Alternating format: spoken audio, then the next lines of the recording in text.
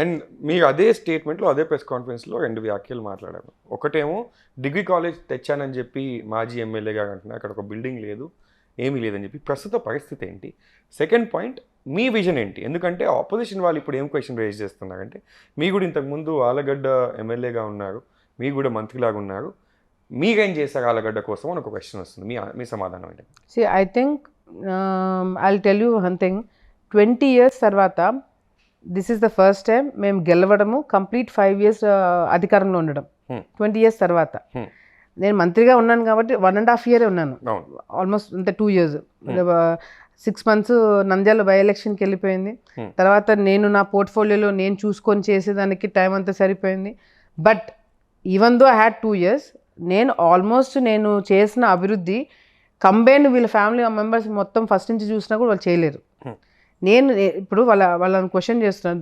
నేను అసలు ఆ రోజు ఆ స్టేట్మెంట్ ఇవ్వడానికి అంత కోపం నాకు రావడానికి కారణము 5 years నుంచి ఎక్స్ఎమ్మెల్యే గంగుల బ్రిజేందర్ రెడ్డి ఒకటే మాట, నేను గవర్నమెంట్ హాస్పిటల్ తెచ్చాను, నేను డిగ్రీ కాలేజ్ తెచ్చాను. ఆలగడ్డకి ఏం చేసినావు నువ్వు? నేను ప్రతిసారి నేను అడిగిన ప్రతిసారి డిగ్రీ కాలేజ్ తెచ్చాను, హాస్పిటల్ తెచ్చాను.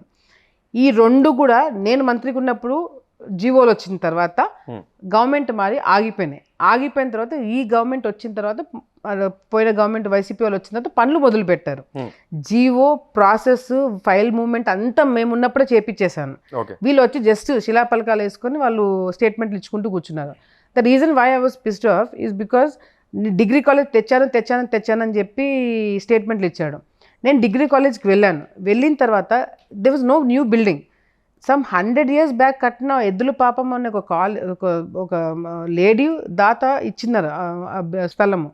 అప్పుడు కట్టిన స్కూల్లో ఉన్న పిల్లలు, తర్వాత జూనియర్ డిగ్రీ కాలేజ్ పిల్లలు, వీళ్ళకి ఆ ఏరియాలో మొత్తం కూడా అసలు ఆ స్కూల్ కాలేజ్ చూస్తే యూ వోంట్ బిలీవ్, పైన రూఫ్లు లేవు.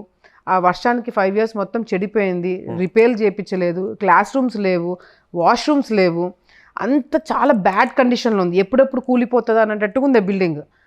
ఆ బిల్డింగ్లోకి ఈయన 5 years బ్యాక్ నేను డిగ్రీ కాలేజ్ తెచ్చుకోవచ్చని చెప్పిన తర్వాత ఆ స్టూడెంట్స్ డిగ్రీ కాలేజ్ తీసుకొచ్చి ఈ దీంట్లోకి షఫ్ చేశాడు.